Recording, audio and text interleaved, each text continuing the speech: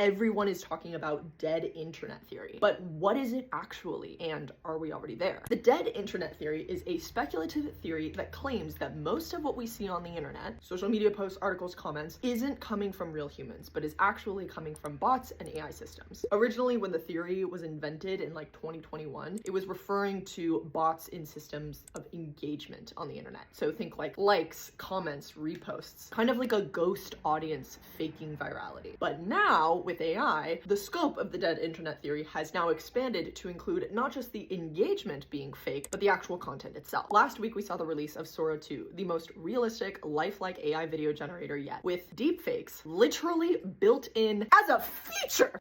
God, wild choice. And so of course everyone's wondering how long until my entire feed and the entire internet is just filled with this stuff. There's no strong evidence that we are actually currently at the fullest, strictest interpretation of the dead internet theory, which would mean that the internet is now entirely run by bots and AI and humans are largely absent. I mean, we're here, right? But the proportion of AI generated content is rising very fast. There is no doubt about that. So what happens when the internet goes fully dead? When synthetic content outweighs human content 100 or 1,000 to 1. This is the conversation that I'm really interested in observing right now, because I see people talking about it in comment sections, in TikTok videos, in articles, in YouTube posts. But here's the thing, right? Is like, nobody knows. Will it be the next stage of digital evolution where AI is just remixing and regenerating its own creations for human enjoyment? Will it be the collapse of meaning if most of the content that we read and watch originates from systems that have never lived a human life? What will that mean for our ability to empathize, to care, to trust? Or will the saturation of AI-generated noise create a new value for human-based content? I believe that the best thing that we can all do right now is to be alert, be vigilant, and know that unless you see something with your own two darn eyes, not through a screen, but actually like